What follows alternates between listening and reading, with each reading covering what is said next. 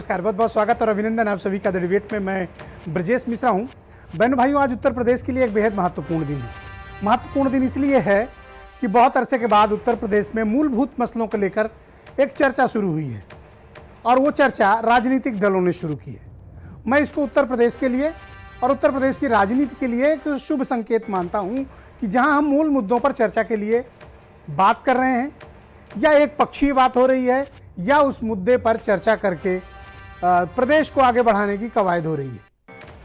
हो सकता है कि कुछ पॉलिटिकल पार्टियों को इस तरह की चीज़ें रास ना आए, लेकिन ये उत्तर प्रदेश की 25 करोड़ आबादी के लिए एक बदलाव का संकेत है कि जहां हम मुद्दों को लेकर बात करने के लिए तैयार हैं, वो मुद्दे जो 70 साल से हमारे आपकी और हमारी आपकी पीढ़ियों का पीछा कर रहे हैं, उन मुद्दों को लेकर, जिन मुद्दों के कारण आज हम तरक्की के उस पायदान पर नहीं पहुंच पाए हैं जहां उत्तर प्रदेश को होना चाहिए, जहां हमें आपको होना चाहिए, जहां हमारी आपकी पीढ़ियों को होना चाहिए। ये एक बदलाव का संकेत है, ये एक सामाजिक बदलाव का संकेत है, ये एक मुद्दों में बदलाव का संकेत है और ये एक पॉलिटिकल चेंज है उत्तर प्रदेश की राजनीति की, अगर ये कंटिन्यू रहता है तो।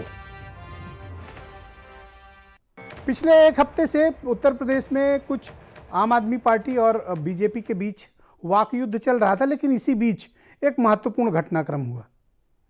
महत्वपूर्ण घटनाक्रम ये हुआ कि उत्तर प्रदेश के एमएसएमई मिनिस्टर सिद्धार्थनाथ सिंह ने आम आदमी पार्टी के दिल्ली में कामकाज और उनकी शिक्षा पद्धति को लेकर कुछ सवाल खड़े किए और चुनौती पेश की कि उत्तर प्रदेश का शिक्षा मॉडल दिल्ली के शिक्षा मॉडल से ज़्यादा बेहतर है।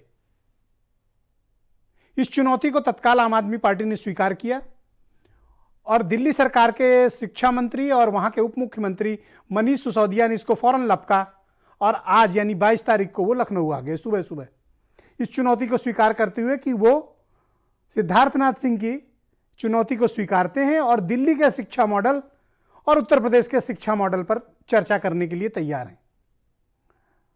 लेकिन आज सारा दिन मनीष सिसोदिया लखनऊ की सड़कों पर घूमते रहे, कई जगह इंतजार करते रहे, लेकिन सिद्धार्थनाथ सिंह तो क्या, उत्तर प्रदेश का कोई भी सरकार का कोई भी मिनिस्टर उनके साथ वाद विवाद, संवाद या फिर बहस और या फिर डिबेट या फिर चुनौती के लिए तैयार नहीं हुआ।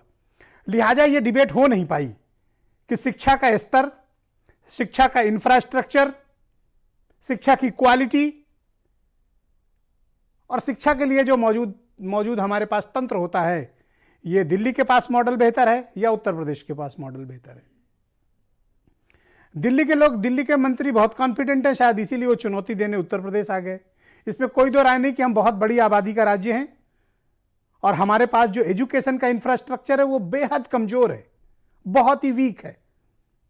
पर मुझे हैरानी है कि सिद्धार्थनाथ सिंह ने ये चुनौती फिर दी क्यों थी, और अगर यूपी सरकार की तरफ से यह चुनौती दी गई थी तो इस चुनौती को स्वीकार करके मनीष सिसोदिया को मुंहतोड़ जवाब दिया जाना चाहिए था, मुंहतोड़ जवाब, ताकि पता चल सके कि जिस दिल्ली मॉडल का वो घमंड करते हैं उत्तर प्रदेश बेहतर है। यह बिल्कुल मुफीद वक्त था कि जब बेसिक शिक्षा मंत्री, राज्य के माध्यमिक और उच्च शिक्षा मंत्री ये सब इकट्ठे होते और इस मसले को, इस बहस को आगे बढ़ाते और ये बताते कि उत्तर प्रदेश में हम शिक्षा दिल्ली से बेहतर कर रहे हैं। तो क्या वाकई में उत्तर प्रदेश में दिल्ली से ज्यादा अच्छा शिक्षा का मॉडल है?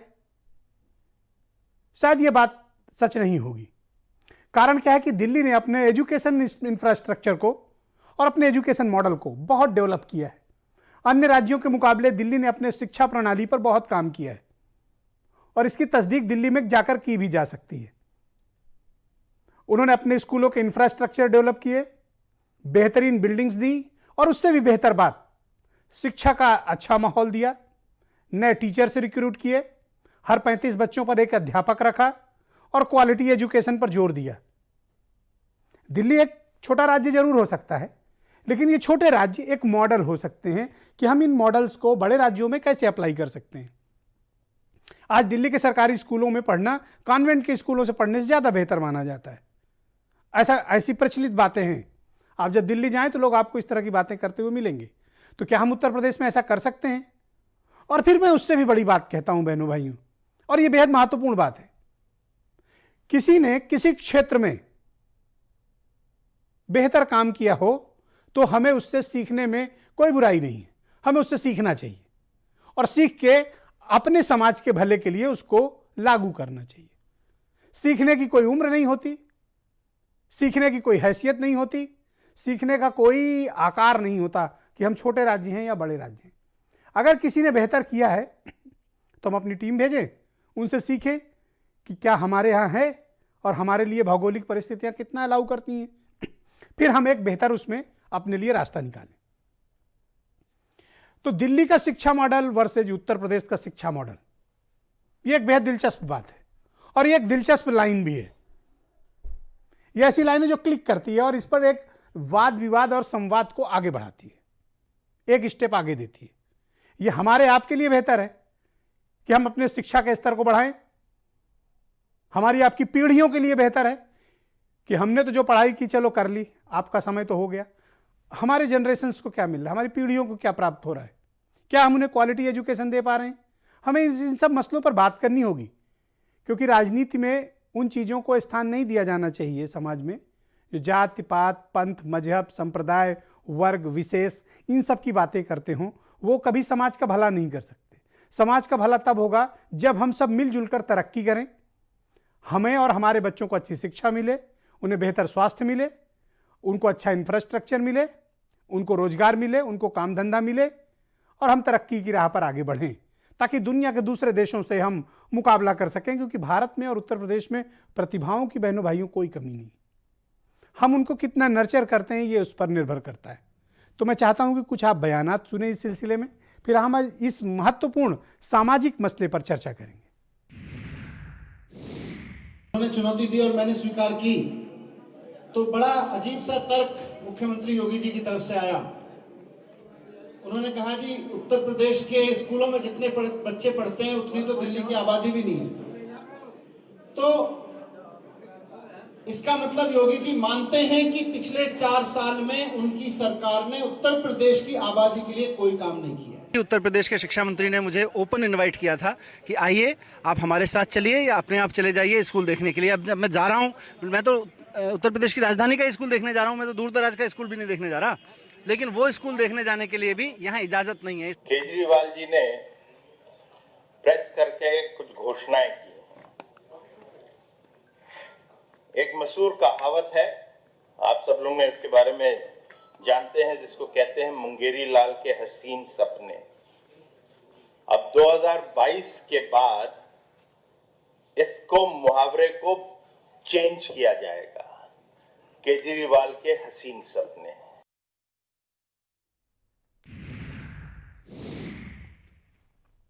तो क्या वाकई में उत्तर प्रदेश के स्कूल, विशेष तौर पर सरकारी स्कूल, क्या बहुत खस्ता हाल हैं, बहुत ख़राब हैं, हमारी एजुकेशन के क्वालिटी की नहीं है? और दिल्ली का कोई शिक्षा मंत्री आकर उत्तर प्रदेश को ललकारता है तो हमें ललकारने वाले को जवाब जरूर देना चाहिए। मुझे हैरानी है कि मनीष सिसोदिया को मुंहतोड़ जवाब अब तक क्यों नहीं दिया गया है, दिया जाना चाहिए कि आखिर दिल्ली का शिक्षा मंत्री उत्तर प्रदेश में आकर आपको ललकार के जा रहा है और आप घरों में बैठे हैं और आपने जवाब भी नहीं दिया है। तो ये क्या बात हुई है? या तो आप ललकारते नहीं और या ललकारा था तो बात करते और बताते कि आपने शिक्षा में क्या परिवर्तन किया है। क्योंकि ये मसला किसी व्यक्ति विशेष से जुड़ा नहीं है, किसी जाति धर्म पंथ मजहब संप्रदाय से जुड़ा नहीं है। ये उत्तर प्रदेश के 25 करोड़ लोगों की बात है और ये बात उन लोगों तक पहुंचनी ही चाहिए। आज के इस कार्यक्रम में मेरे साथ नवीन श्रीवास्तव हैं भारतीय जनता पार्टी से, प्रोफेसर सुशील द्विवेदी जी हैं, वंशराज दुबे आम आदमी पार्टी के नेता हैं, सुचि विश्वास कांग्रेस पार्टी की सीनियर स्पोक्स पर्सन है, Manoj Pandey ji former cabinet minister और एमएलए हैं समाजवादी पार्टी के, और प्रोफेसर सीबी शर्मा साहब बहुत ही जाने माने शिक्षाविद हैं, और वीरेंद्र सिंह जी हमारे स्टेट हेड। बहुत बहुत स्वागत और बहुत बहुत धन्यवाद आप सबका इस कार्यक्रम में मेरे साथ सम्मिलित होने के लिए। भाई नवीन जी, कार्यक्रम की शुरुआत मैं आपसे करना चाहता हूँ। सिद्धार्थनाथ सिंह ने एक चुनौती पेशकश की थी और आज शिक्षा मंत्री दिल्ली के और उप मुख्यमंत्री आज लखनऊ में हैं। चुनौती अगर दी थी तो चुनौती कबूलनी चाहिए थी और इस पर बात होनी चाहिए थी। ये तो हमारे आपके सबके लिए बेहतर होता कि हम बता पाते और दिल्ली वालों को करारा मुंहतोड़ जवाब देते। आखिर ऐसे कैसे कह के आपको कोई निकल जा रहा है?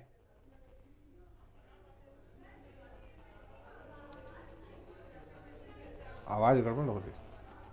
नवीन जी, आप मुझे सुन पा रहे हो? ओके, हम नवीन जी के पास वापस जाने की कोशिश करेंगे। उनसे जैसे ही संपर्क स्थापित होगा नवीन जी से, मैं उनके पास जाऊंगा। वंशराज दुबे जी, मैं आपसे समझना चाहता हूं कि आज मनीष सिसोदिया लखनऊ में मौजूद हैं, लेकिन कोई चुनौती को स्वीकार नहीं किया गया है। आपके पास कोई पैगाम आया उत्तर प्रदेश सरकार की तरफ से कि उन्हें ये चुनौती पर ये तैयार हैं अथवा नहीं? ब्रजेश जी, देखिए, आज उत्तर प्रदेश के 24 करोड़ जनता के लिए एक बहुत बड़ा दिन था। मुझे लगता है कि आज़ादी के बाद से ऐसा पहली बार हो रहा उत्तर प्रदेश में, जहां पर धर्म, जाति, अगड़ा पिछड़ा, गाय गोबर, इन सब तमाम मुद्दों से हट के आज जो बुनियादी समस्याएं उत्तर प्रदेश की जनता के सामने है, उस मुद्दे पर बात हुई। और मैं धन्यवाद सबसे पहले देना चाहूंगा भारतीय जनता पार्टी के मंत्रियों को, जिन्होंने अपनी नाकामियों को दरकिनार करते हुए, आदित्यनाथ सरकार की नाकामियों को दरकिनार करते हुए, आम आदमी पार्टी की सरकार के शिक्षा मंत्री आदरणीय मनीष सिसोदिया जी को चैलेंज कर डाला। और वो गफलत में थे कि शायद हो सकता है वो जो चैलेंज करने जा रहे हैं उस पे आम आदमी पार्टी कोई एक्शन नहीं लेगी। आज क्या हुआ, आप लोगों की चुनौती स्वीकारी गई अथवा नहीं स्वीकारी गई? बिल्कुल, आज बहुत दुर्भाग्यपूर्ण रहा कि जो 16 तारीख को आदरणीय सिद्धार्थनाथ जी ने जिस तरीके से ललकारा था एक प्रेस कॉन्फ्रेंस में आदरणीय मनीष सिसोदिया जी को और अरविंद केजरीवाल जी की सरकार को, आज सुबह से तमाम मंत्री उत्तर प्रदेश की राजधानी से गायब थे। आदरणीय मनीष जी सुबह 10 बजे जब आ जाते हैं, उसके बाद लगातार उनकी प्रेस कॉन्फ्रेंस हुई, 3 घंटे, लगभग 2.5-3 घंटे चली। हम उत्तर प्रदेश की राजधानी से महज 8 किलोमीटर दूर एक सरकारी स्कूल उतरेठिया में है, वहां देखने जाते हैं, हमको रास्ते में रोक लिया जाता है। उस वीडियो को आपने देखा। लेकिन दुर्भाग्य है कि जो मुख्यमंत्री आदित्यनाथ जी अपने आवास से महज 8 किलोमीटर दूर उस सरकारी स्कूल को नहीं ठीक कर पाए, जिसको अभी ट्वीट भी किया माननीय सिसोदिया जी ने। आप सोचिए कि उत्तर प्रदेश के आज हालात क्या है। जिस सरकारी स्कूलों में नमक रोटी खिलाई जाती हो, दाल के नाम पे हल्दी और पानी मिलाया जाता हो, ये लोग पीठ थपथपाने का काम अब बंद करें। जनता जाग चुकी है और बहुत स्वागत कर रही है आम आदमी पार्टी के इस कदम से कि आज उत्तर प्रदेश की जो बुनियादी समस्याएं थी, सरकारी स्कूल, सरकारी अस्पताल, और उस पे बहस हो रही है। ओके, नवीन श्रीवास्तव जी हमारे साथ जुड़ चुके। नवीन जी, बहुत स्वागत आपका। भाई, आपने ललकारा, कोई आपके राजधानी में आके आपको उल्टा ललकार रहा है और निकल भी जा रहा है, आप उसका सामना भी नहीं कर रहे हैं, कारण? ब्रजेश जी, चलिए, ये तो कहीं से भी शुरुआत हुई, बहुत अच्छी बात है कि शिक्षा पर बातचीत शुरू हुई। 2017 में जब उत्तर प्रदेश में योगी आदित्यनाथ जी के नेतृत्व की भाजपा सरकार बनी, मुझे ठीक से याद है, अपने मुख्यमंत्री आवास में जब उन्होंने कदम रखा, पहली बैठक में जिस भावपूर्ण तरीके से उन्होंने सरकारी स्कूल में जाने वाले बच्चों की व्यथा और पीड़ा को समझा और उसके लिए प्रयास करने की बात की। उन्होंने कहा कि हम बच्चों को स्कूल दे दिए, हम टीचर दे दिए, लेकिन सामान्य लोगों के, गरीबों के बच्चे जब जाड़े में ठिठुरते हुए स्कूल जाते हैं, नंगे पांव जाते हैं, उनके पास स्वेटर नहीं होता है, जूता नहीं होता है, तो हमारी सरकार का यह संकल्प है कि इन बच्चों को यह बुनियादी सुविधाएं पहले हमें उपलब्ध करानी है। और मैं बड़े गर्व के साथ कह सकता हूं, कुछ छोटी मोटी त्रुटियां होंगी, लेकिन आज योगी आदित्यनाथ जी की सरकार ने 3 वर्षों में 6 करोड़ से अधिक बच्चों को स्वेटर, जूते, ड्रेस और स्कूल बैग, किताबें उपलब्ध कराने का काम किया है। स्कूलों की स्थिति भी बेहतर हुई है। आपने अभी चर्चा के शुरू में कहा कि सीखना चाहिए, निश्चित रूप से सीखना चाहिए, सीखने की कोई उम्र नहीं होती है, अपने विरोधी से भी चीज़ों को सीखना चाहिए। उत्तर प्रदेश में खाद्य वितरण की व्यवस्था हो, ट्रांसपोर्ट की व्यवस्था हो, गैर भाजपा शासित राज्यों से हमने अपनी टीम भेज के सीखी है चीज़ें। लेकिन आप दिल्ली से हमें क्या सिखाना चाहते हैं? राजनीतिक दोहरापन। आप जिस विकास मॉडल की, शिक्षा मॉडल की बात कर रहे हैं, करोड़ों हजारों रुपए के विज्ञापन देके कुछ प्रश्नों का जवाब आप पूछ लीजिए आम आदमी पार्टी से कि हर साल 2000 करोड़ रुपया शिक्षा में ये क्यों नहीं खर्च कर पाते हैं? क्या इनके स्कूलों में, जो सरकारी स्कूलों में पढ़ने वाले छात्रों की संख्या में गिरावट नहीं हुई है? निजी स्कूलों में जाने वाले छात्रों की संख्या जहां पहले 35% थी, अब 43% हो गई है। क्या इनके स्कूलों में अध्यापक और प्रिंसिपलों की पूरी भर्ती हो चुकी है या नहीं बताएंगे? या तो विज्ञापन यही सवालों के साथ आपके मंत्री मनीष सिसोदिया को मुंहतोड़ जवाब क्यों नहीं देते हैं, ताकि फिर कभी कोई मनीष सिसोदिया आपको न ललकार सके? जिन तथ्यों के साथ आप हैं, उन तथ्यों के साथ एक मिनिस्टर आता है और आज ओपन में जवाब देता है इनको। ब्रजेश भाई, देखिए, जनता सबसे बड़ी अदालत है और आप ऐसे हमारे जो समाज के चौथे स्तंभ में सबसे बड़े पहरुए हैं। आपके माध्यम से उत्तर प्रदेश की जनता जान रही है कि कौन मामा मारीच है, कौन राम राज्य ले आने वाला है, किसकी बातों में दोहरापन है। 4 लाख यूपी वालों, मैं केवल मुझे ये समझना है कि एक आदमी ललकारते हुए पूरे लखनऊ में घूम रहा है, आपको दिल्ली मॉडल, आप उसको जवाब क्यों नहीं दे रहे हो? आप दिल्ली से क्या सिखाना चाहते हैं कि सीए एनआरसी के माध्यम से आदरणीय नवीन जी, No, no, no, आज please, बात होगी। don't interrupt, don't नहीं, interrupt, आज don't स्कूल पे interrupt. बात होगी। Vans Raj, सरकारी please, स्कूल पे बात होगी। Vans Raj, please. सरकारी स्कूल पे बात होगी नवीन जी, नहीं। वंश राज प्लीज, आज नवीन वंश राज नो सरकारी नो स्कूल मैं पे अलाउ बात नहीं होगी, करूंगा, नो आज सरकारी ओके, स्कूल में नो बात नो होगी। कोई इंटरप्ट नहीं करेगा।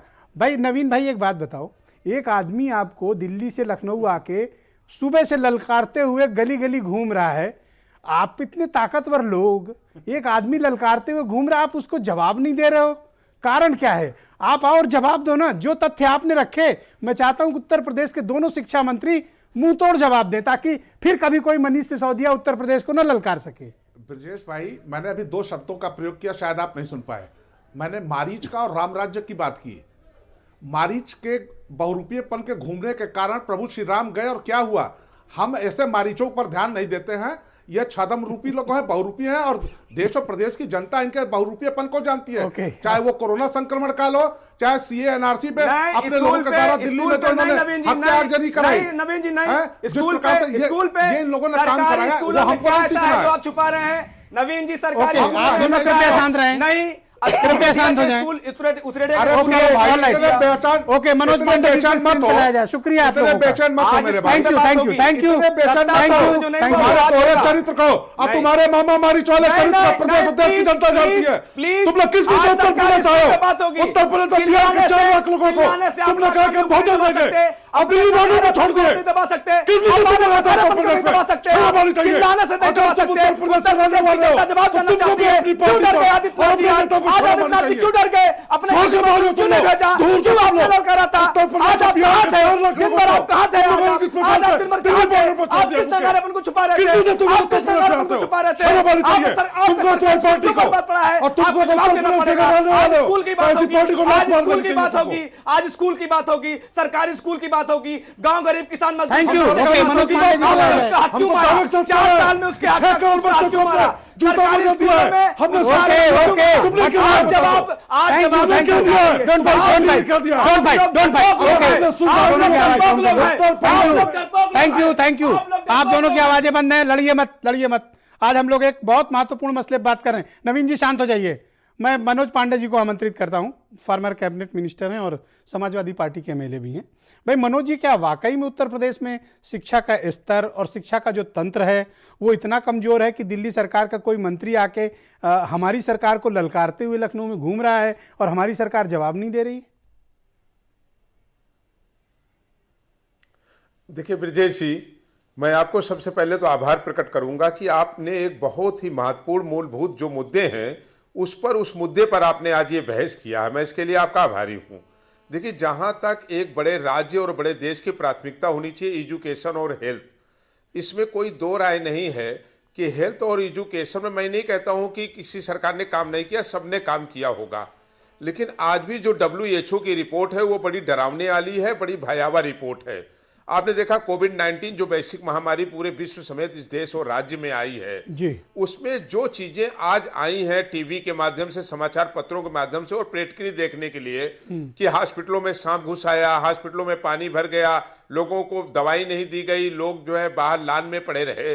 तो अगर आप देखें तो 2012 से और 17 तक, मैं कोई ये श्रेय लेने का काम नहीं कर रहा हूं, लेकिन आपके माध्यम से मजबूती से कहना चाहता हूं कि पूरे भारत का ये पहला राज्य था उत्तर प्रदेश जहां आदरणीय तत्कालीन मुख्यमंत्री अखिलेश यादव जी ने 108, 102 एम्बुलेंस दे करके जी, मैं शिक्षा पे बात करना चाहता हूं आज। दरवाजे पे भी एम्बुलेंस भेज करके उसके इलाज मैं केवल ये जानना चाहता हूं कि दिल्ली सरकार का एक मंत्री सवाल है इनको ललकारते हुए सुबह से घूम रहा है लखनऊ में। देखिए ब्रजेश जी, आप वरिष्ठ पत्रकार हैं, ये परंपराएं रही हैं कि विपक्ष हो या अन्य राजनीतिक दल हो वो सवाल उठाते रहे हैं। सरकार और सत्ता पक्ष की ये जिम्मेदारी थी कि अगर उत्तर प्रदेश पर कोई आवाज उठाई गई तो सरकार के जो माननीय मंत्रीगण हैं या माननीय मुख्यमंत्री जी जिसको नियुक्त करते उन्हें जवाब देना चाहिए। अच्छा मुद्दा था, हेल्थ का मुद्दा था, एजुकेशन का मुद्दा था। उत्तर प्रदेश की वर्तमान सरकार कहती है कि हमने हेल्थ पर और एजुकेशन पर बहुत काम किया है। मैं तो कहता हूं कि नवीन श्रीवास्तव को डिबेट के लिए भेजना चाहिए था। 4 साल में नवीन जी अच्छे से मुद्दा उठा लेते हैं। सरकार ने उस 4 साल के ऐतिहासिक काम को लाना चाहिए था कि एजुकेशन के नाम पर स्कूल में टीचर नहीं जा रहे हैं, स्वेटर बांटने के नाम पर घोटाला हो गया, दवाइयों को खरीदने के नाम पर, कोविड टेस्ट के नाम पर उसमें बड़ी दलाली खाई गई, जिसको भाजपा के एक विधायक ने उसको उठाने का काम किया। तो काम तो 4 साल में बहुत ऐतिहासिक हुआ है, इनको जवाब देना चाहिए। थैंक यू मनोज दिल्ली जी, के उप मुख्यमंत्री को। Thank you Manoj ji. सुचि विश्वास जी हैं, कांग्रेस की सीनियर स्पोक्स पर्सन है। सुचि जी, थैंक यू सो मच। आपका भी शिक्षा विषय है और आपका ये पसंदीदा सब्जेक्ट है, तो आज इसी विषय पर हम लोग बहस भी इत्तेफाक से कर रहे हैं। मैं आपसे जानना चाहता हूँ, और ये होना भी चाहिए, कि उत्तर प्रदेश के 25 करोड़ लोगों के बीच इस बात पे चर्चा होनी चाहिए कि हम अपने एजुकेशन मॉडल को, अपनी एजुकेशन पॉलिसी को और अपने एजुकेशन इंफ्रास्ट्रक्चर को कैसे मजबूत करें, कैसे सशक्त करें, ताकि हम आने वाली पीढ़ियों को उत्तर प्रदेश में एक बेहतर शिक्षा का माहौल उपलब्ध करा सकें।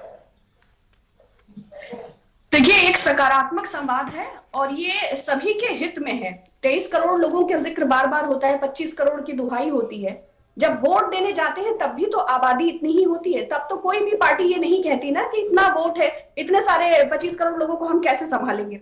तो शिक्षा से दामन कैसे छुड़ा सकते हैं, ये सबसे महत्वपूर्ण है। दूसरा, मुझे ये समझ नहीं आता कि सरकार को किस बात का ऑब्सेशन है कि हाथरस पीड़िता से प्रियंका जी महासचिव उत्तर प्रदेश को मिलना था, सरकार ने लाठी से प्रहार किया, या मनीष सिसोदिया जी को स्कूल में विजिट करना था। नवीन जी गलत कर रहे हैं। आप बोलिए, सुचि जी बोलिए। उत्पन्न करने का कोई औचित्य नहीं है जी। अगर कोई विपक्षी दल, कोई सामाजिक कार्यकर्ता, कोई आरटीआई कार्यकर्ता, कोई बुद्धिजीवी, कोई मिलना चाहता है, जाना चाहता है, तो शिक्षा और स्वास्थ्य जैसी या न्याय व्यवस्था से जुड़ी हुई चीजें या लॉ एंड ऑर्डर का कोई ऐसा इशू है या गैंग रेप है, तो इसमें अवरोध क्यों सरकार उत्पन्न करती है। दूसरा, अगर सरकार असक्षम है तो स्वीकार करे, क्योंकि जिनकी डिग्रियां फर्जी होती है वो ये समझने में सक्षम नहीं हो पाते हैं कि शिक्षा कितना महत्वपूर्ण विषय है। 3 उदाहरण हमारे भारतीय जनता पार्टी के प्रवक्ता ने दिए। जूते मोजे के बारे में बताया, 15 दिन में घोटाला हो गया था, जूतों की सिलाई खुल गई थी और मोजों का जो भी बिडिंग हुई थी, आपके वीरेंद्र जी ने बहुत अच्छा बोला था उस पर। दूसरा, जब अनुपमा जायसवाल जी मंत्री थी, उन्होंने कहा कि मैं तो तब तक शॉल नहीं पहनूंगी जब तक स्वेटर नहीं मिल जाएगा। ये डिबेट नेशनल वॉइस पे जनवरी के महीने में हुआ था और शाम को अनुपमा जायसवाल जी शॉल पहने ब्लोअर में, वो क्लिपिंग भी बहुत चला था। तो जो लोग नमक रोटी देते हैं मिड डे मील में, जो 1 लीटर दूध में 32 बच्चों को खाना खिलाते हैं, जो जूता मोजा, मतलब वायदे करना अपनी जगह है, जो स्कूल पर इसको तो आप ठीक परंपरा मानती हैं कि हम लोग अब एजुकेशन पर बात करने लगे हैं। जी, मैं एजुकेशन पर ही बात कर रही हूं, लेकिन मुझे लगता है कि सरकार की प्राथमिकता एजुकेशन नहीं है। आज जिस तरह सिद्धार्थनाथ सिंह गायब हुए हैं, अगर मामला लव जिहाद का होता तो भारतीय जनता पार्टी के सारे मिनिस्टर्स आगे आकर पोलराइजेशन से संबंधित स्टेटमेंट्स देते, लेकिन जब बात एजुकेशन की हो, हेल्थ की हो, तो सरकार के नुमाइंदे इस तरह से गायब हो जाते हैं कि मारीच और जटायु, खर और दूषण, जामवंत और अंगद, तब सारे कैरेक्टर राम राज्य के याद आते हैं। तो people should have to be responsible enough as a citizen also and as a spokesperson also. अरे मैं आपको कुछ नहीं कह रहा हूं बहन जी, आपको कोई शादी नहीं दे रहा हूं। All right, thank you Naveen ji, thank you. All right, professor CB Sharma साहब मेरे साथ मौजूद हैं। प्रोफेसर साहब, बहुत शुक्रिया आपका, धन्यवाद। मैं इसको एक अच्छी पहल मानता हूं सर, हो सकता है कि मैं गलत भी हूं, पर मैं इसे एक अच्छी पहल मानता हूं कि आखिरकार हमारे राजनीतिक दल जो हमारी नुमाइंदगी करते हैं, हमारी सरकारें चलाते हैं, वो इस बात के लिए प्रारंभिक रूप से तैयार हैं कि ये एक गंभीर मुद्दा है शिक्षा का। वाद विवाद नहीं हुआ, संवाद नहीं हुआ या डिबेट नहीं हुई इस विषय पे, पर मसला तो छिड़ा। सबसे पहले तो मैं आपका आभार व्यक्त करूंगा कि आपने शिक्षा के विषय पर आज की चर्चा शुरू किया है, लेकिन जितने भी राजनीतिक दल के लोग बोले उनका मुद्दा शिक्षा नहीं था। वो सब कहीं ना कहीं जानबूझ के विषय को भटकाना चाह रहे थे कि शिक्षा से हटके कहीं राजनीति में आ जाए। मैं 2-3 चीजें कहना चाहूंगा। मनीष सिसोदिया जी ताल ठोक के लखनऊ पहुंच गए ये बताने के लिए कि दिल्ली में कितना अच्छा काम हुआ है। मैं national institute of open schooling का चेयरमैन रहा हूं और मुझे पता है कितने बच्चे आपके 12वीं पास नहीं कर पाए, 10वीं पास नहीं कर पाए, और फिर हमने एक स्पेशल स्कीम के तहत इन बच्चों को लिया और इनको अपने सेंटर्स में बुला करके पढ़ाया और परीक्षा दिलाई। और अभी भी कई वर्षों से हजारों बच्चे, लाखों बच्चे 10वीं और 12वीं पास नहीं कर रहे हैं। मेरा मानना यह है, शिक्षाविद होने के नाते मुझे राजनीति से कुछ भी लेना देना नहीं है। देखिए, बिल्डिंग को रंगने से पढ़ाई नहीं होती है। आपने बिल्डिंग को अच्छा रंग दिया, बाहर से दिखा दिया, गेट को साफ कर दिया और कहा कि देखिए विद्यालय बदल दिए, उससे विद्यालय नहीं बदलता है। बहुत सही बात आपने कहा, 2 करोड़ और 25 करोड़। मैं कुछ चीजें दोनों राज्यों की तुलना करके आपको बताऊंगा। दिल्ली में बहुत सारे जो अमीर बच्चे हैं वो तो अच्छा करते ही हैं, आपको कुछ करने की जरूरत नहीं है। जरा पूछिए आज उन प्राइवेट स्कूल्स को जो बहुत वर्षों से खड़े हुए थे, वो सब आपसे परेशान हैं। कई स्कूल बिकने के कगार पर खड़े हैं, वो बंद करना चाहते हैं। आपने ऐसा कस दिया है, आप उनको चलाना मुश्किल कर दे रहे हैं। आपने नियम ऐसे बनाए हैं क्योंकि आपके नियम जो हैं वो राजनीति से प्रेरित हो रहे हैं। मैं बिल्कुल साफ साफ कहना चाहूंगा। कुछ चीजें मैं बताता हूं उत्तर प्रदेश के बारे में, जो शिक्षाविद होने के नाते हम लोग सर्वे करते हैं और देख रहे हैं। देखिए, एक माइक्रो लेवल पर प्लानिंग होती है, एक मैक्रो लेवल पर प्लानिंग होती है। अब माइक्रो लेवल पर जब प्लानिंग करते हैं तो आप दिख जाता है, 2-4 स्कूल को रंगा और दिखा दिया मीडिया को बुला के, देखिए हमने स्कूल बदल दिए। उत्तर प्रदेश में बहुत वर्षों बाद प्राइमरी के टीचर्स अपॉइंट हुए हैं और ये आमूलचूल परिवर्तन करेगा आपके प्राथमिक विद्यालयों का।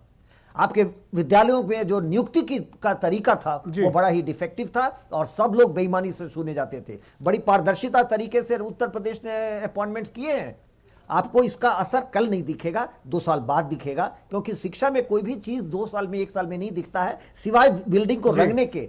तो दिल्ली में विद्यालयों को साफ जरूर कर दिया गया, रंग दिया गया, लेकिन टीचर्स की प्रोफेसर साहब, मैं भी यही कह रहा हूं कुछ लोगों को विदेश भी जहां भी बेहतर हो रहा हो जी, इसको एक ओपन फोरम पर इस पर एक संवाद स्थापित होना चाहिए।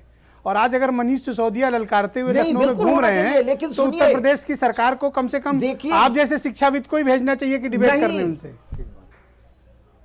मैं वही कह रहा हूं कि देखिए, आप राजनीति का मुद्दा मत बनाइए शिक्षा को, आप इसको शिक्षाविदों के बीच होने दीजिए। मैं भी डिफेंड करना चाहूंगा कुछ चीजें दिल्ली सरकार की, लेकिन मैं देख रहा हूं कि शिक्षा कैसे 10 साल बाद बदलेगी उत्तर प्रदेश की। मैं चिंतित हूं 25 करोड़ आबादी के राज्य की, कि वहां बहुत समय से हम लोग तो आने वाली पीढ़ियों के लिए चिंतित भी हैं। आपके विश्वविद्यालयों में पारदर्शिता आई है कि हमारे आने वाली पीढ़ियों को कैसे में पारदर्शिता आई है। लखनऊ यूनिवर्सिटी कितना बढ़िया काम कर रहा है, उसको सराहा गया है। प्रोफेसर सुशील द्विवेदी जी मुझे ज्वाइन कर चुके हैं, अभी बहुत ही जाने माने शिक्षाविद हैं। प्रोफेसर साहब, बहुत शुक्रिया आपका द्विवेदी जी। मैं आपसे समझना चाहता हूं कि अगर हम दोनों शिक्षा प्रणालियों का अध्ययन करें, जो दिल्ली की है, उनका तंत्र, उनके तरीके, उनका मॉडल, और हम उत्तर प्रदेश की जब बेसिक, स्पेशली अगर बेसिक स्कूल्स की हालत देखें और उनके तंत्र और प्रणाली को देखें, तो हम उन अध्ययन में क्या पाते हैं? पहले तो मैं आपके चैनल को और आपको एक साधुवाद देना चाहूँगा कि आपने शिक्षा और स्वास्थ्य जैसे मुद्दों पर एक डिबेट कराने की सोची, और मैं तो चाहूँगा कि पर्यावरण पर भी डिबेट हो भविष्य में, हम देखना चाहेंगे। आपके इस कंसर्न को मैंने नोट किया। और दूसरी बात यह है कि जैसे आपने कहा कि जो अभी तक हमारे पूर्व जो वक्ता बोले, चाहे प्रोफेसर सीबी शर्मा साहब हों या प्रोफेसर मनोज सर हों, जिन्होंने भी कहा, बिल्कुल सही कहा। देखिए, एक ये स्थिति है कि उत्तर प्रदेश की भौगोलिक स्थिति को देखना चाहिए, कहाँ कहाँ जटिलताएं हैं, पहुँचने में दिक्कत है, नेटवर्क की कनेक्टिविटी, बिजली संबंधी दिक्कत, भवन संबंधी दिक्कत, तमाम इतना बड़ा प्रदेश है।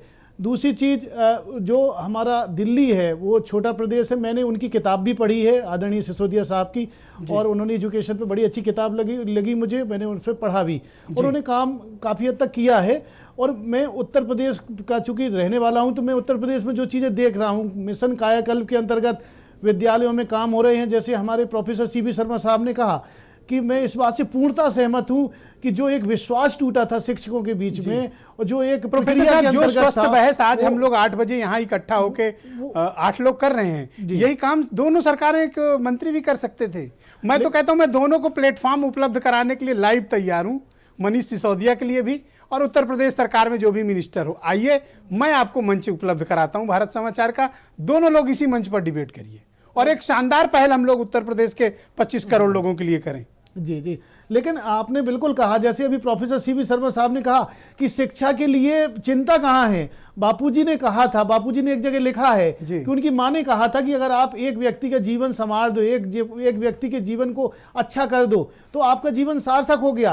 और शिक्षक तो बहुत लोगों का जीवन संवारता है, लेकिन अब जो नई शिक्षा नीति आई है उसमें बहुत सारी चीजें हम लोग देखिए, आप ये तो मानते हैं ना कि क्वालिटी एजुकेशन जो उत्तर प्रदेश में मिलनी चाहिए हमारे आपके बच्चों को, बिल्कुल मिलनी चाहिए, बिल्कुल मिलनी चाहिए भाई साहब, और आप भी इस बात से सहमत होंगे कि एक सेकंड सर प्रोफेसर शर्मा साहब प्लीज वेट, द्विवेदी जी बोल, बिल्कुल मिलना चाहिए। और आपने देखा भी होगा, इसी आधार पर अंग्रेजी मीडियम, हिंदी मीडियम, ऐसे विद्यालयों की भी संरचना पर ध्यान दिया जा रहा है। विद्यालयों में आप देख पा रहे होंगे बाग बगीचे भी लगाए जा रहे हैं। कोरोना काल में आपने देखा होगा स्वयं प्रभा टीवी चैनल, मुझे वो भी याद है प्रोफेसर शर्मा कि इलाहाबाद हाईकोर्ट ने एक ऑर्डर भी किया था कि सभी ब्यूरोक्रेट्स और पॉलिटिशियंस के बच्चे मैंडेटरी और कंपलसरी सरकारी स्कूलों में पढ़ें, पर मैंने आज तक किसी ब्यूरोक्रेट एक आध को छोड़ दें तो किसी बच्चे को सरकारी स्कूल में पढ़ते नहीं देखा। हाई कोर्ट का ऑर्डर है, आपके संज्ञान में भी होगा, नहीं देते, कोई नहीं जाता। ये बात मैं ही कहता हूं कि हम सबको एजुकेशन पर कोई पॉलिटिक्स नहीं करनी चाहिए। ये हमारा एक सामाजिक नैतिक दायित्व है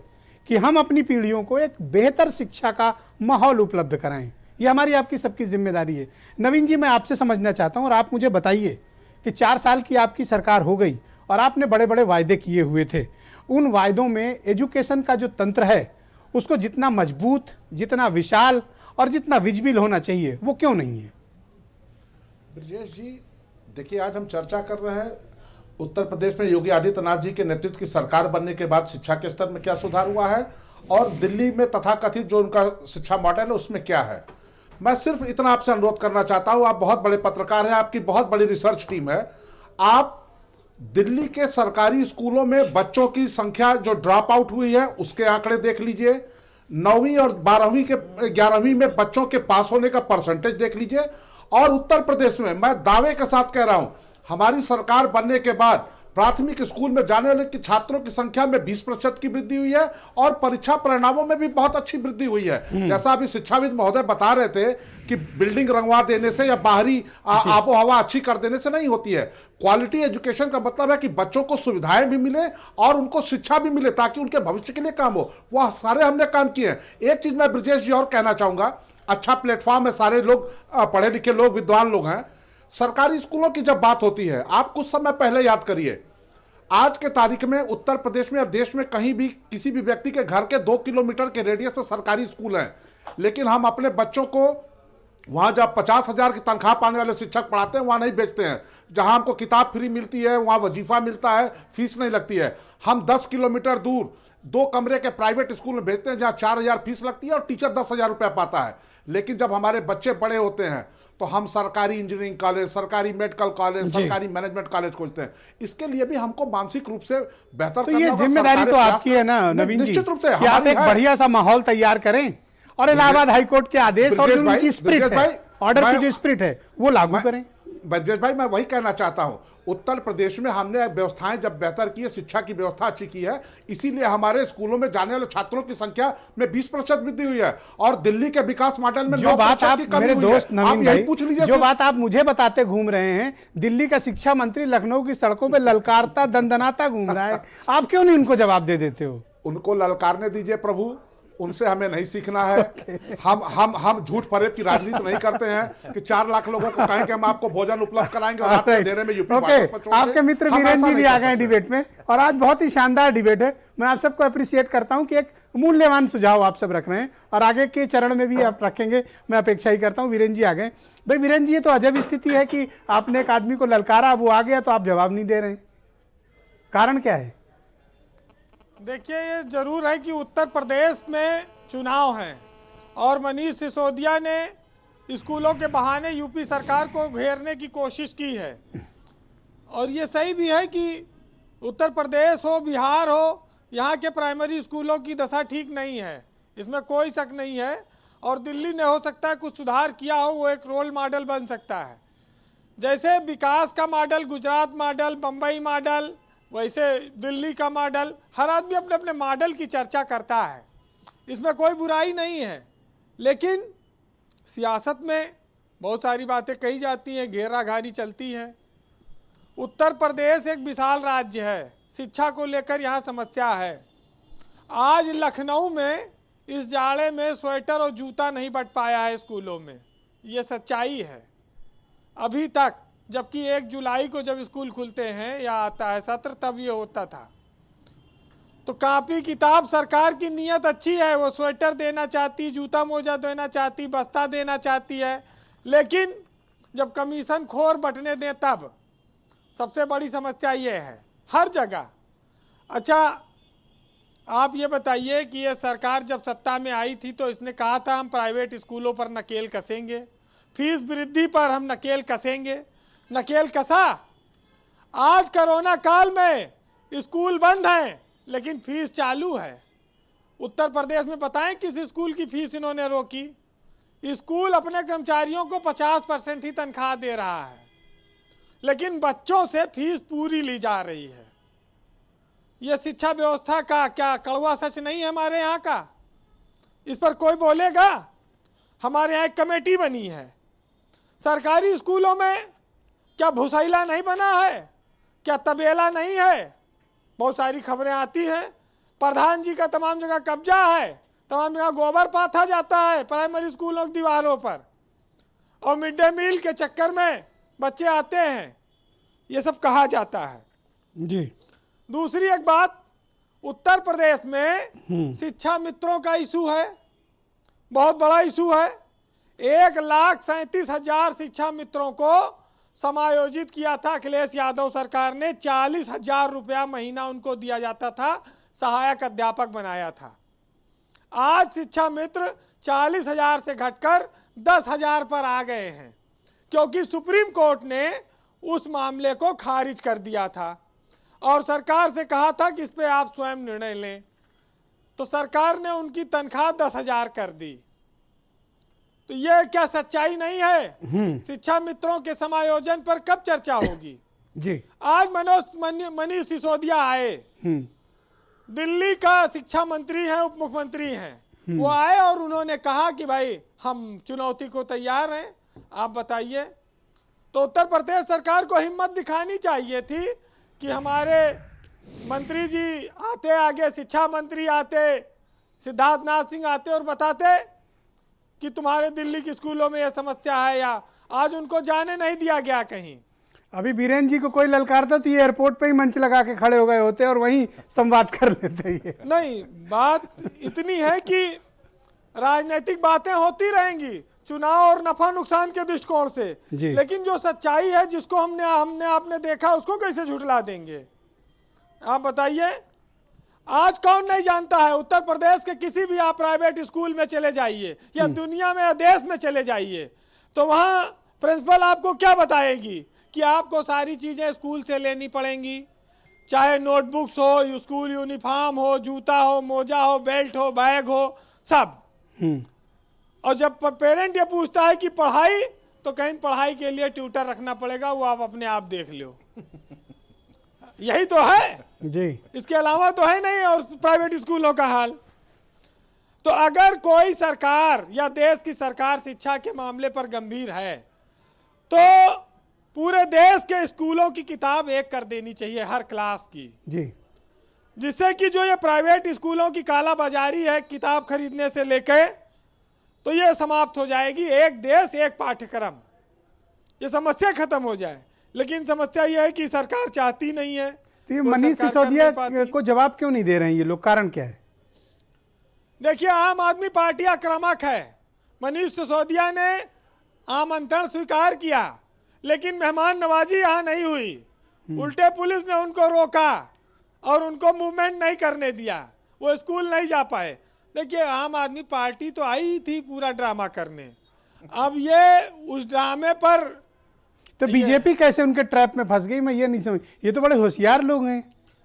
सियासत ये कहती है कि जितना कीचड़ सामने वाला उछालो कि 2 गुना तुम उछालो, अपना गिरेबान झांकना नहीं है। तो उत्तर प्रदेश में अब चुनाव है, तो स्वाभाविक है ये सब लड़ाई होगी। और कौन नहीं जानता है कि आम आदमी पार्टी शिक्षा के मुद्दे पर, फ्री बिजली के मुद्दे पर, स्वास्थ्य के मुद्दे पर इनको घेरेगी, और आज ये इसकी पहली शुरुआत है। तो बीजेपी के सामने संकट तो है भाई, 250 यूनिट जगह बिजली फ्री मिले, वो क्यों नहीं लेगा? किसको बिजली फ्री नहीं चाहिए उत्तर प्रदेश में या देश में? तो दिल्ली में तो दे रहे हैं ना। तो समस्या तो आएगी, चुनौती तो है जी, निपटना है जी।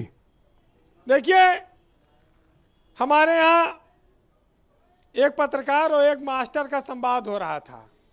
तो पत्रकार ने कहा, देखा, पत्रकार एक स्कूल में गया तो देखा कि चपरासी जो है वो चीड़ के पतीले पर दंड पेल रहा था और हेड मास्टर रोटी बेल रहा था और सारे मास्टर मिलकर खाना परस रहे थे, और इस तरह से सरकारी स्कूलों में शिक्षा के बादल बरस रहे थे। पत्रकार साहब बोले, मास्टर जी आप सुबह शाम राशन लाते हैं और दिन भर उसे पकाते हैं, शाम को ठिकाने लगाते हैं, फिर आप बच्चों को कब पढ़ाते हैं?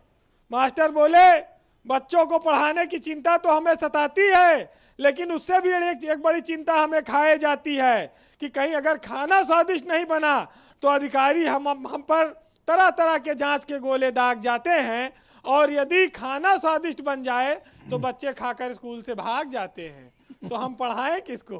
तो ये सब बड़ी विचित्र स्थितियां हैं उत्तर प्रदेश में। Thank you Virendra ji. जी कंक्लूड करें जी। एक 4 लाइन का साहित्य और सुन लीजिए जी। नवीन जी बड़ी देर से उस बात सच्चाई की है, इच्छा कर रहे हैं जी। हमारी शिक्षा रोजगार परक है कि नहीं है, इस पर चर्चा होनी चाहिए। क्या शिक्षा सिर्फ इसलिए हम ग्रहण कर रहे हैं कि हम नौकरी हासिल कर सकें, नौकरी ना मिले तो शिक्षा बेकार हो जाती है।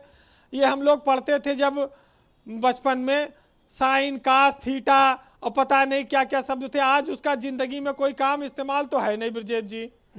अब यह जरूर है कि कहीं बहस होती है तो थोड़ी देर सुन लेते हैं। तो शिक्षा का उद्देश्य क्या है होना चाहिए? देखिए, मैली रही कमीज धुलाई के बाद भी, और वो भीख मांगता है कमाई के बाद भी, और रिश्वत का बोलबाला है हिंदुस्तान में, और मिलती नहीं है जॉब पढ़ाई के बाद भी, और डिग्रियां बिकने लगी हैं कौड़ियों के दाम पर, और पान खा के थूकता हूं मैं ऐसी नौकरी के नाम पर। थैंक यू वीरेंद्र जी, बहुत बहुत शुक्रिया आपका, बहुत बहुत धन्यवाद। वंशराज दुबे, मैं आपसे समझना चाहता हूँ, ये बात निकल कर सामने आई और आरोप लग रहा है कि आपके पास जितना है उससे कहीं ज़्यादा अधिक दिखाने की कोशिश कर रहे हैं, और शिक्षा के नाम पर आप उत्तर प्रदेश की हुकूमत को घेर कर अपनी राजनीति चमकाना चाहते हैं। इसमें कोई सच्चाई है? आदरणीय ब्रजेश जी, देखिए, सवाल कौन कर रहा है उस पर देखना पड़ेगा। सवाल वो लोग कर रहे हैं जिनका सिलेबस जो है शिक्षा, स्वास्थ्य, बिजली, पानी नहीं है। उनका सिलेबस है मंदिर, मस्जिद, गाय, गोबर, अगड़ा पिछला, जातिवाद, धर्मवाद। आप सोचिए, जब शिक्षा पे बात होगी तो जरूर बात है कि वो थोड़ा सा परेशान हो जाएंगे। लेकिन मुझे लगता है कि 2-3 सवालों का जवाब जरूर यहां देना पड़ेगा।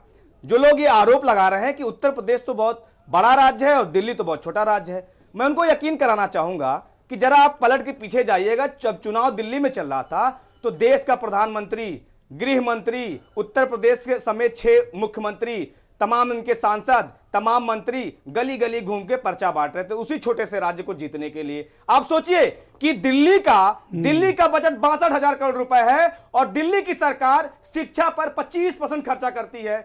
उत्तर प्रदेश का बजट लगभग 5.5 लाख करोड़ है और उत्तर प्रदेश की सरकार शिक्षा पर मात्र 3% खर्चा करती है। इसका मतलब कि सरकार की नीयत में कहीं खोट है। उत्तर प्रदेश का क्या गांव गरीब किसान मजदूर का बच्चा, उसको अच्छी शिक्षा नहीं मिलनी चाहिए? क्या आज दिल्ली के जो सरकारी स्कूल के जो अध्यापक हैं, सरकारी स्कूल के अध्यापक जो दिल्ली के हैं, उनको हर 6 महीने में बाहर ट्रेनिंग के लिए भेजा जाता है, फिनलैंड जाते हैं, न्यूयॉर्क जाते हैं, उनकी ट्रेनिंग होती है। सरकारी स्कूलों में अगर स्विमिंग पूल खुल सकता है तो उत्तर प्रदेश सरकारी स्कूल में क्यों नहीं खुल सकता? 2011 बात आपने सुनी कि बिल्डिंग रंगवा पुतवा देने से, स्विमिंग पूल बनवा देने से बात नहीं बनती। बिल्कुल आदरणीय ब्रजेश जी, इसी बात में मैं आ रहा था कि इस साल 2020 में जो 12वीं का रिजल्ट आया सरकारी स्कूलों का, 98% बच्चे पास हुए और 558 बच्चों का सिलेक्शन नीट और जेई जैसे एग्जाम में हुआ। ये लोग अगर हमारे ऊपर आरोप लगा रहे हैं तो आदरणीय मनीष जी ने तो स्वागत किया कि भाई आप 10 स्कूल हमारे आप अपने उत्तर प्रदेश के 10 स्कूल दिखा दो और आप 1000 स्कूल आके हमारे दिल्ली में सरकार के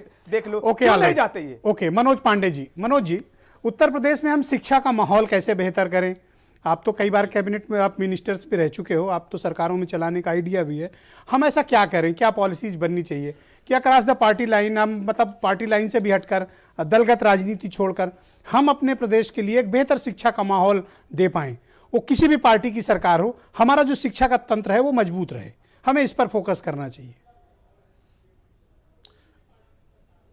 देखिए ब्रजेश जी, मैं एक तो आपसे आग्रह करूंगा कि 2 मिनट में ही मैं अपनी बात पूरी करूंगा, हमारी बात पूरी हो जाने दीजिएगा। देखिए, ये सच्चाई है कि जहां तक उत्तर प्रदेश का सवाल है, एक बड़ी जनसंख्या वाला राज्य है जहां 23 से 25 करोड़ के बीच में लोग रहते हैं। अभी वीरेंद्र जी ने एक बहुत अच्छी बात कही, मैं वहीं से बात लेकर के चलूंगा। ये प्राय बातें आती हैं कि उत्तर प्रदेश में जो PSC और CSC हमारी बनी हुई हैं, आज अगर हम उनका नाम रिफर हॉस्पिटल कह दें तो ये कोई अतिशयोक्ति नहीं होगी। आज सच्चाई है कि आप वहां के रजिस्टर चेक कराइए, कितने इस तरह के केसेस वो अटेंड करते हैं। वहां पे इंफ्रास्ट्रक्चर नहीं है, वहां पर एक्सरे मशीन नहीं है, वहां पे फिजिशियन नहीं है, सर्जन नहीं है, वहां पर स्टाफ नहीं है।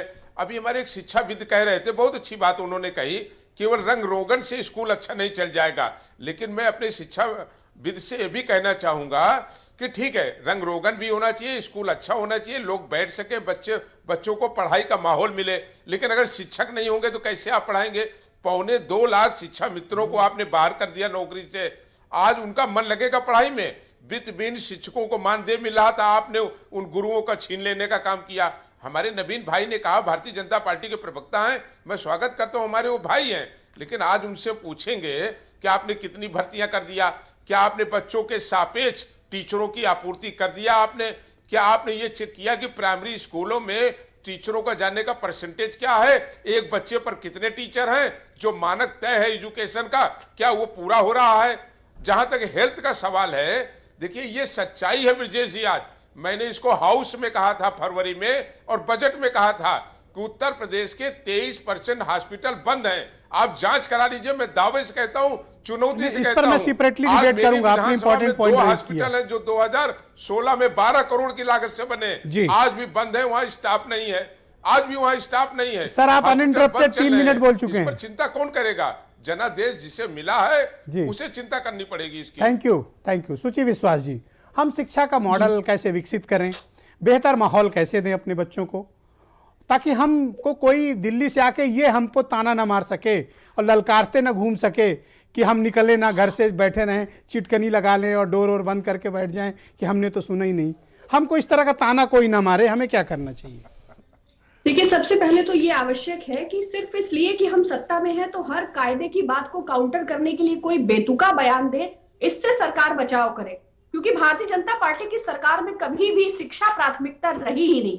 उन्हें लगता है कि व्हाट्सएप यूनिवर्सिटी से ग्रेजुएशन करके और अपने फॉसिस्ट विचारों को इंपोज करते हुए आईटी सेल में नौकरी देकर वो पूरे देश भर के बच्चों के भविष्य के लिए जिम्मेदार है। तो सबसे पहले तो उनको इस परिपाटी से खुद का बचाव करना चाहिए, क्योंकि इससे आने वाली, आज अभी वीरेंद्र जी की बात का मैं समर्थन करती हूँ कि प्राइवेट स्कूलों की जो मनमानी है, फीस की जो वृद्धि है, कोरोना के लॉकडाउन के दौरान अगर टीचर्स को 50% मिल रहा है और गार्जियंस फोर्सिबली 100% पे करने के लिए विवश है, तो सरकार ने किसी भी प्रकार की राहत शिक्षा में नहीं दी। दूसरा, उन्होंने बहुत अच्छी बात कही कि 1 नेशन एक पाठ्यक्रम, एक देश एक पाठ्यक्रम। इतनी जबरदस्त कालाबाजारी किताबों की, स्कूल ड्रेसेस की, सिलेबस की, अलग अलग पब्लिशर्स की ड्रेसेस की, और ये सब सरकार के संरक्षण और सहयोग के बिना कैसे संभव है? तो ये जो करोड़ों रुपए का कारोबार है, कुछ नामचीन पब्लिशर्स का, कुछ नामचीन स्कूलों का, उनके सिंडिकेट्स का, तो इसको यही कह सकते हैं कि भाई पार्टी को, रूलिंग पार्टी को फंड मिलता है तो वो सारी चेन्स जो है सरवाइव कर रही हैं। तो कॉमन आदमी के स्कूलों को आपने तबेले में कन्वर्ट कर दिया, वहां गोबर के कंडे पाथे जा रहे हैं, टीचर्स खाना बना रहे हैं। और हम इस बात से इनकार नहीं कर सकते कि सरकार जिस भी वायदे के साथ आई थी उस पर पूरी तरह विफल है, क्योंकि उसके बाद भी अगर घोटाले जारी हैं, चाहे वो मिड डे मील के हो, चाहे वो कॉपी किताबों के हो, बेंचेस के हो, तो सरकार की मंशा तो स्पष्ट हो। सरकार प्राथमिकता पर शिक्षा और स्वास्थ्य को ले, बिना दुराव के, बिना इस भेदभाव के कि ये बात विपक्ष के द्वारा आई है, दिल्ली गवर्नमेंट के द्वारा आई है, ये सबके हित की बात है। Thank you ma'am. नागरिक के तौर पर अधिकार से जुड़ी बात है, ये सरकार की प्राथमिकता होनी चाहिए। और योग्य लोगों की उत्तर प्रदेश में कोई कमी नहीं। अगर सरकार इसमें पहल करे तो निश्चय ये सारे दल उसको सहयोग देंगे। ओके, प्रोफेसर सीबी शर्मा साहब, ये बात बीरेन जी ने बिल्कुल ठीक कही। टीचर का काम होता है अध्यापन, पढ़ाना। टीचर का काम खाना पकाना, मिड डे मील करना, जनगणना करना, टीका लगवाना नहीं है। टीचर का काम है कि एक अच्छी शिक्षा अपने स्टूडेंट्स को प्रोवाइड कराना। हम क्या अपनी नीतियों में कुछ ऐसा परिवर्तन करके अपने अध्यापकों को क्या इस प्रकार की सुविधा उपलब्ध करा सकते हैं कि वो पूरा समय और पूरा ध्यान और पूरा मनोयोग के साथ वो सिर्फ अध्यापन पर काम करें? बीरेन जी, मैं फंस गया हूँ। देखिए, आपकी पूरी चर्चा ऐसे हो गई है कि पूरी राजनीति से प्रेरित हो गई है। अगर मैं कुछ उन चीज़ों की चर्चा करूं जो उत्तर प्रदेश में हुआ है, तो ऐसा प्रतीत होगा कि मैं बीजेपी के रिप्रेजेंटेटिव के तौर पर बोल रहा हूं। आप बिंदास अपनी बात कही है, यहाँ लोगों के सोचने पे मत जाइए, आपके मन में जो है आप 2-3 चीजें मैं बताऊंगा, सुनिए जरा ध्यान से 2-3 चीजों को देखिए। मैं दोनों राज्यों को बड़े नजदीक से देखता हूं, और जैसा मैंने कहा कि national institute of open schooling के चेयरमैन होने के कारण पूरे देश के राज्यों को मैं देखता था। मैं 2-3 चीजों की चर्चा करूंगा, दिल्ली और उत्तर प्रदेश की, जरा समय दीजिएगा। देखिए, दिल्ली में एक ऐसी आबादी रहती है जो बड़ी समृद्ध है, उसको आपको पढ़ाने की जरूरत नहीं है। वो आपके स्कूल नहीं भी काम करें तो अच्छा रिजल्ट करेंगे, वो नीट में जाएंगे, वो मेडिकल में जाएंगे, वो अच्छे कॉलेजेस में जाएंगे, उसका श्रेय आप मत लीजिए। मैं उस तबके की बात करता हूं जो गरीब है, पिछड़ा है, वो दिल्ली में रहता है, उनके बच्चों की संख्या कैसी है। National institute of open schooling के चेयरमैन होने के नाते मैं 80,000 ऐसे बच्चों को दिल्ली से इकट्ठा किया था जो 10वीं और 12वीं नहीं पास कर सके। आप उनके लिए नहीं करते हैं। जो समृद्ध हैं, जो अच्छे घरों से आते हैं, जो अमीर हैं, उनके माता पिता ही पढ़वा लेते हैं। दूसरी तरफ अब उत्तर प्रदेश की कुछ चीजों की चर्चा करने दीजिए मुझे। देखिए, दिव्यांगों की एक बड़ी परेशानी है जो सुन नहीं सकते हैं कि वो आपके अंग्रेजी हिंदी में नहीं पढ़ते हैं। बहुत बढ़िया कार्यक्रम शकुंतला मिश्रा विश्वविद्यालय ने लखनऊ का किया था, मैं उसके बारे में जानता हूं। साइन लैंग्वेज में सारे पाठ्यक्रम बनाए हैं। ये पहला उदाहरण है भारत का, कोई चर्चा नहीं कर रहा है। देखिए, शिक्षा में बड़े धीरे से काम करना होता है, बहुत समय लगता है, ये हुआ है। एक और चीज मैं कहूंगा, आपने एक कार्यक्रम चलाया है मिशन प्रेरणा उत्तर प्रदेश में, ये खास करके बिल्कुल दबे कुचले लोगों के लिए है। बहुत बड़ी संख्या में बच्चों को लाभ हुआ है। दिव्यांगों की संख्या कम से कम 25 लाख है, उनको फायदा हुआ आपके ISL इंडियन साइन लैंग्वेज से। मिशन प्रेरणा से आपके करोड़ों बच्चे जो दबे कुचले हैं उनको फायदा हो रहा है। टीचर्स का अपॉइंटमेंट बहुत ही ट्रांसपेरेंट हुआ है, बहुत ईमानदारी से हुआ है। मुझे पता है इसमें कोई चर्चा नहीं हो रही है। ये आपको सर, मैं थोड़ा इस विषय पर 4 साल अपॉइंटमेंट को लेकर सहमत नहीं हूं, क्योंकि ऑलरेडी STF इस मामले की जांच कर रही है और कई लोग इसमें अरेस्ट हुए हैं 69,000 टीचरों की भर्ती के मामले पे। जिसको भारत के राष्ट्रपति का नाम नहीं पता वो उस टीचर भर्ती का टॉपर रहा है। अच्छा, नहीं, जो दूर से हम लोग देखते हैं और हम लोग जो इकट्ठा करते हैं डेटा, उसके आधार पर मैं बोल रहा हूं कि ये सब कुछ चीजें, जैसे लखनऊ यूनिवर्सिटी आपकी क्या परफॉर्म कर रही थी पिछले 1-1.5 साल का काम देखिए उसका। लोग आने लगे हैं। जो आप कह रहे हैं कि हमारे पब्लिक यूनिवर्सिटी, पब्लिक इंस्टीट्यूशन से बच्चे प्राइवेट में जाते हैं, देखिए ट्रेंड बदला है। गवर्नमेंट, प्राइवेट के बच्चे गवर्नमेंट में आए हैं। ये हम लोग दिल्ली में, हम लोगों ने राज्यों की समीक्षा की थी। राजस्थान एक था जहां बच्चे लौटे थे, उत्तर प्रदेश था जहां प्राइवेट से पब्लिक स्कूल में आए थे बच्चे। केवल कह देना टीवी पर बैठ के। और आपने जो नीति की बात की थी, नेशनल एजुकेशन पॉलिसी, देखिए हम लोगों ने बिल्कुल साफ साफ कहा है किसी भी शिक्षक को किसी भी गैर पढ़ने लिखने के काम में नहीं लगाया जाएगा, और नहीं लगाया जा रहा है। अरे सब कर रहे हैं, मत बोलिए कि इनको अब इलेक्शन ड्यूटी में लगा रहे हैं। नहीं, आप देखिए तो ये सब बेचारे खाना बनाते हैं जी, ये खाना पकवाते हैं, बनाते हैं, बंटवाते हैं। नहीं,